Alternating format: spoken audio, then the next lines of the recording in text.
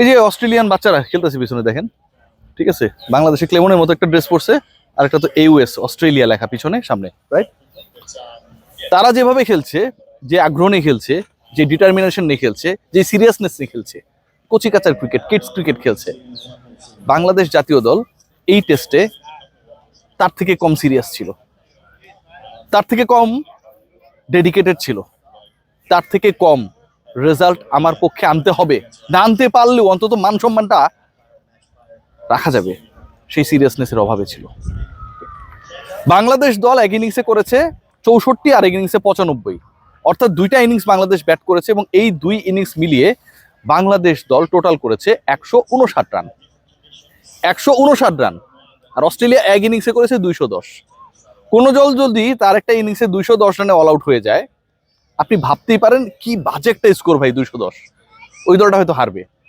বাংলাদেশ এতটা বাজে, এতটা পচা খেলা খেলছে যে বাংলাদেশ দুই ইনিংস মিলে করেছে 159।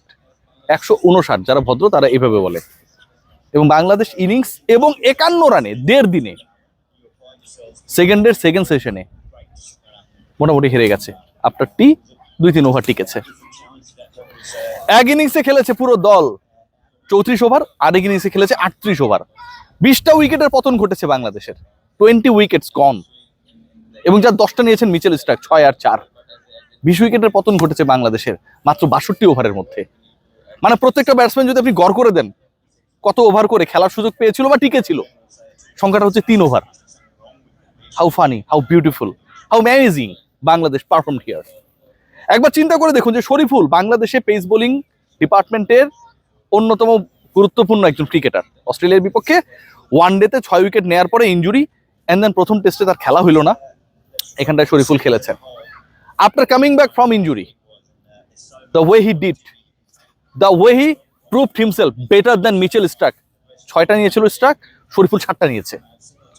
অস্ট্রেলিয়ার বিরুদ্ধে অস্ট্রেলিয়ার মাটিতে সফরকারী কোনো বোলারের বেস্ট রেকর্ডের একটা। বাংলাদেশের যে ক্রিকেটাররা রয়েছে পেস বোলিং ডিপার্টমেন্টে, যারা বিভিন্ন সময়ে টেস্ট অভিষেকের পর থেকে খেলেছে টিল 2026 পর্যন্ত, this is the best bowling figure did by Shariful Islam. So এই যে পারফরমেন্স, এই পারফরমেন্সটাকে আপনি ভুলে যাবেন। গ্রেট ব্যারিয়ার রিফ স্টেডিয়ামে ম্যাকাই টেস্টে বাংলাদেশ এতটা অথর্ব ক্রিকেট খেলেছে, এতটা অবিশ্বাস্য ক্রিকেট খেলেছে, এতটা কি বলবো এটাকে, লজ্জাজনক ক্রিকেট খেলেছে যে শরীফুল ইসলামের এই যে রেকর্ড একটা হয়েছে, একটা দেশের পক্ষে একটা রেকর্ড করেছেন, গত 26 বছরের রেকর্ড তিনি ভেঙেছেন, সেটা কেউ মনে রাখবে না। 7 উইকেট অস্ট্রেলিয়ার বিপক্ষে আপনি নিয়েছেন, কেউ মনে রাখবে না ভাই। I am sorry Shoriful. এবং এই সাথে সাথে কি সুন্দর মিল, lucky Shoriful getting 7 wickets, unlucky Bangladesh they got out on 0 7 times. প্রথম ইনিংসে 4টা 0, দ্বিতীয় ইনিংসে 3টা 0। যেহেতু দ্বিতীয় ইনিংসে রান একটু বেশি হয়েছে, 64 থেকে 95 গেছে, একটা 0 কম হয়েছে। এক টেস্টে একটা দলের 20 বার ব্যাট করার সুযোগ পায় 10 জন ব্যাটার, তার মধ্যে 7টা 0। আপনি চিন্তা করতে পারেন ভাই, অবিশ্বাস্য, চিন্তার বাইরে। 20 বারের মধ্যে 7টা 0, এবং এই জিরোদের নিয়ে বাংলাদেশের দল। এবং এই যে 7টা 0, এই জিরোর ক্ষেত্রেও সবচেয়ে বড় হিরো হচ্ছে লিটন কুমার দাস। তিনি 2 ইনিংসে 0 মেরেছেন। তার মানে হচ্ছে বাকি সবাই মিলে, বাকি 19 জন মিলে 5টা 0, লিটন কুমার দাস একলা 0, 2টা। একজন ক্রিকেটার খেলতে আসলেন, খারাপ সময় যাইতে পারে, বাট এটা কেমন খারাপ, এটা আমার কাছে ব্যাখ্যাতীত মনে হয়। আমার কাছে ব্যাখ্যাতীত মনে হয়, আমি জানি না কেন, আমি জানি না। লিটন গ্রেট ক্রিকেটার, অনেক বড় cricketer, I am a big fan of him really. Test ক্রিকেটে বাংলাদেশের নাজমুল হোসেন শান্ত, লিটন কুমার দাস, মুশফিকুর রহিম, দে আর দ্য আলটিমেট পিলার। সেই যে ডারউইন থেকে তার জিরোর মহাযাত্রা শুরু হয়েছে, গ্রেট ব্যারিয়ার রিফের এই প্রবাল প্রাচীরের কাছে আসেও সেটা শেষ হইল না। প্রথম ইনিংসে 0, সেকেন্ড ইনিংসে 0। 10 বল খেলার পরে যেভাবে আউট হয়ে গেছেন, উইকেট বিলিয়ে দিয়ে এসেছেন, কোনো ব্যাখ্যা নেই। একজন ক্রিকেটার কত বড় লাকি হতে পারে যে অস্ট্রেলিয়ায় গিয়ে সেঞ্চুরি করেছেন। তানজিদ তামিম কত বড় লাকি হতে পারে এখানে এসে 5 মেরেছেন। মেহেদী হাসান মিরাজ, হাসান মাহমুদ কিংবা শরীফুল ইসলাম। আরেকজন ক্রিকেটার কতটুকু আনলাকি হতে পারেন যে তার প্রজন্মের ম্যাক্সিমাম লেজেন্ড ক্রিকেটার যারা অস্ট্রেলিয়া আসার খেলার সুযোগই পাননি টেস্ট ক্রিকেটে, তিনি সুযোগ পেলেন 2 টেস্টে 3 ইনিংসে প্রত্যেকটাতে 0 মারলেন। লিটনের পুরো ক্যারিয়ারকে যদি আপনি ন্যারেট করেন, ডন ব্র্যাডম্যানের ওই লাস্ট ইনিংসে 0 যেমন আলোচনায় থাকবে, এত কৃতিত্বের পরেও লিটন বাংলাদেশের প্রেক্ষাপটে এত বড় ক্রিকেটার, এত অবদান তার, অস্ট্রেলিয়ার বিপক্ষে তিনি 3 ইনিংসে কোনো রান করতে পারেন নাই। এই আলোচনা থাকবে ভাই, এই আলোচনা ব্যাখ্যাতীত আলোচনা। লিটন কুমার দাস এখানটা এসে রান করতে পারেন না, এটা কেউ বিশ্বাস করে না। এডিলেডে অস্ট্রেলিয়ার বিপক্ষে, ইন্ডিয়ার বিপক্ষে 21 বলে 61 সম্ভবত কি একটা ইনিংস খেলেছিল না, অদ্ভুত ইনিংস ওয়ার্ল্ড কাপে। সেই লিটন কুমার দাস বল চোখে প্রপারলি দেখে না। আজকের এই ম্যাচে যদি আপনি ব্যাখ্যা করতে চান, যে নাজমুল হোসেন শান্ত, একটু আগে বলছিলাম বাংলাদেশ দলের ক্যাপ্টেন, বাংলাদেশের টেস্ট ক্রিকেটের সবচেয়ে কনসিস্টেন্ট পারফর্মার।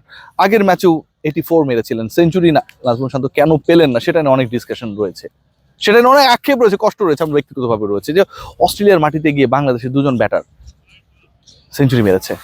নাজমুল হোসেন শান্ত আজকে যখন মুশফিকুর রহমানের সাথে পার্টনারশিপ হচ্ছিল, কি একটা ফাউল শট খেললেন। শান্ত এই শটটা যতবার দেখবেন, আমি বিশ্বাস করি শান্ত আমার সাথে 1000% একমত হবেন যে রিয়াসাদ ভাই ঠিক কথা বলছে। কি একটা ফালতু শট খেলে জাস্ট ক্যাচিং প্র্যাকটিস করিয়ে তুলে দিলেন, বাউন্ডারি লাইনে ক্রিকেটার ক্যাচটা নিয়ে নিল। কি দরকার ছিল শান্ত, ভালো খেলছিলেন তো। এবং ওই পার্টনারশিপটা হলে বাংলাদেশ আজকে এখনো চ্যালেঞ্জিং অবস্থায় থাকতো। কেন জানেন? End of the day Bangladesh যে এতগুলো উইকেট হারিয়েছে, মুশফিকুর রহিম আনবিটেন ছিলেন, আউট হন নাই। মুশফিকুর রহিম শেষ পর্যন্ত ছিলেন, শান্ত ছিলেন না, বাকিরাও টিকতে পারলেন না। যেই ছেলেটা টেকার কথা ছিল এবং টেকার সেই স্বপ্ন তিনি দেখিয়েছেন, 31 করেছেন, দলের হাইস্ট সেটাই। কি চমৎকার ব্যাট করছিলেন ক্যাপ্টেন। আমার কাছে মনে হয় টেস্ট শেষে ক্ষমা করতে পারবেন না। বাংলাদেশ দল নিয়ে মানুষ অনেক আলতু ফালতু কথা বলে এবং এটার কারণ রয়েছে। দেখুন, এই ম্যাচটা দেখার জন্য বাঙালিরা কত দূর থেকে এসেছে, পার্থ থেকে, ডারউইন থেকে, এডিলেইড থেকে, ব্রিসবেন থেকে, সিডনি থেকে, মেলবোর্ন থেকে, কোথায় বাঙালি নেই যারা আসেন নাই। স্যাটারডে সানডে টিকিট বুক করেছেন, হাই প্রাইজে বিমানে অ্যাকোমোডেশন অ্যারেঞ্জ করে রেখেছেন। আজকে তারা চলে যাবেন, চিন্তা করছেন সেই টিকিট পাচ্ছেন না, ব্যাক করার কি করবেন সারাদিন। হুট করে অস্ট্রেলিয়া ভিজিট করতে আসলে ভালো লাগে যে আমরা দেখতেছি, ছবি তুলতেছি, কিন্তু এরা তো অস্ট্রেলিয়ায় থাকে রে ভাই। কোনো কাজ কাম ছাড়া এদেরকে হোটেলে ভাড়া দেওয়া লাগবে, হাজার হাজার ডলার খরচ করে শুধুমাত্র বাংলাদেশ দলের পারফরমেন্স দেখার জন্য যে মানুষগুলো এসেছে। বাংলাদেশ যখন এরকম পারফরমেন্স করে না ভাই, 5 দিনের ম্যাচ আপনি 2টা দিন পুরো খেলেন, 3টা দিন খেলেন, 4টা দিন খেলেন, 4.5 দিন খেলেন, 1.5 দিনে হেরে যাবেন। 62 ওভারে বেশি খেলতে পারবেন না, 2 ইনিংস মিলে 159 রানে বেশি করতে পারবেন না। 20 বার ব্যাট করতে নেবে, 7 বার আপনারা জিরোতে আউট হয়ে যাবেন। অস্ট্রেলিয়া 210 এক ইনিংসে করেছে, সেই রান টপকাতে না পেরে ইনিংস ব্যবধানে আবার হারা লাগবে 51 রান প্লাস ইনিংস। এই অপমান, এই শেম, এটার ব্যাখ্যাটা কি? বাংলাদেশ দল নিয়ে আসলে যত আলোচনা করি তত বেশি হতাশ হতে হয়। এই যে একটা দারুণ অনুভূতি, টেস্ট চ্যাম্পিয়নশিপের ফাইনাল খেলা নিয়েও আমাদের নট আউট নোমান ভাই সমীকরণ বের করে ফেলছে। এই পারফরমেন্স দেখার পরে সেই স্বপ্ন, সেই সমীকরণ আলোচনা করতে গেলে হাহারি একখান গালি ছাড়া কোনো কিছু কপালে জুটবে না। আজকে বাংলাদেশের এই পরাজয় চোখে আঙুল দিয়ে দেখে দিয়েছে যে বাংলাদেশ টেস্ট ক্রিকেটে হয়তো ভালো করার চেষ্টা করছে, ভালো করছে, ইনফ্যাক্ট ভালো করছে, সেটা আবার হয়তো না, সেটা ডেফিনেটলি ভালো করছে।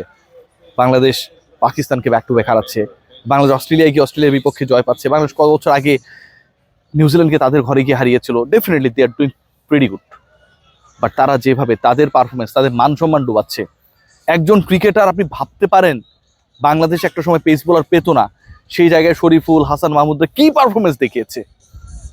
5 উইকেট পাচ্ছে অস্ট্রেলিয়ার এই ব্যাটিং ডিপার্টমেন্টের এগেনস্টে, 7 উইকেট পাচ্ছে বাংলাদেশের পুরো বোলিং ডিপার্টমেন্টে 26 বছরের ইতিহাস ভেঙে দিয়ে। সেই জায়গায় ব্যাটাররা যখন এইরকম লজ্জাজনক পারফরমেন্স করে, দল যখন ভরাডুবির শিকার হয়, তখন সেটা নিয়ে সমালোচনা হতে বাধ্য। বাংলাদেশের ব্যাটিং কোচকে অনেক আকাশে তুলেছিলেন লাস্ট ম্যাচের পরে। আমি মনে করি that was a fluke.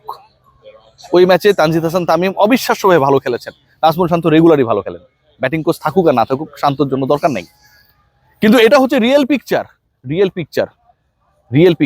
Batting coach কতটা প্রভাবশালী আর ব্যাটাররা সেই প্রভাবে কতটা প্রভাবিত, সেটা রিয়েল পিকচার। কি জানেন? সেটা রিয়েল পিকচার আপনি 64তে অল আউট হওয়ার পরে যখন 95 বেশি করতে পারবেন না। আপনি 64তে অল আউট হওয়ার পরে যদি পরের ইনিংসে 295 করতেন, credit you can give to the batting coach, যে তিনি আসলে মাথা ঘুরিয়ে দিয়েছিলেন, থিঙ্কিং এর জায়গাটায় পরিবর্তন এনেছিলেন। বাংলাদেশ করতে পারে নাই, বাংলাদেশ করতে পারে না। এই দলকে নিয়ে ভাবার রয়েছে। বাংলাদেশের পেস ডিপার্টমেন্ট যেভাবে বাংলাদেশকে অবিশ্বাস্যভাবে একটা জায়গায় নিয়ে গেছে, বাংলাদেশের পেস ডিপার্টমেন্ট বাংলাদেশকে যেভাবে এমন একটা পর্যায়ে নিয়ে গেছে যেখানটায় আপনি কনফিডেন্স নিয়ে বলতে পারেন, কনফিডেন্টলি আপনি বলতে পারেন যে আপনার দলে আর কিছু থাক আর না থাক, বোলাররা একটা কম্পিটিশন ক্রিয়েট করতে পারে। লাস্ট ম্যাচে সেটা করেছিল, পাকিস্তান এগেইনস্টে করেছিল। ব্যাটিং ডিপার্টমেন্টের এই ব্যর্থতা 20 বারের মধ্যে 7 বার জিরোতে আউট হয়ে যাওয়া লিটন কুমার দাসরা ইনিংসের পর ইনিংস ব্যাট করলেও শেষ পর্যন্ত রানের খাতা খুলতে না পারা, নাজমুল শান্তরা সেট হবার পরেও যেভাবে উইকেট বিলিয়ে দিয়ে আসেন, এগুলো আসলে প্রফেশনালিজম কিংবা কনসিস্টেন্সি কোনোটাকেই ইঙ্গিত করে না। Shameful performance team Bangladesh.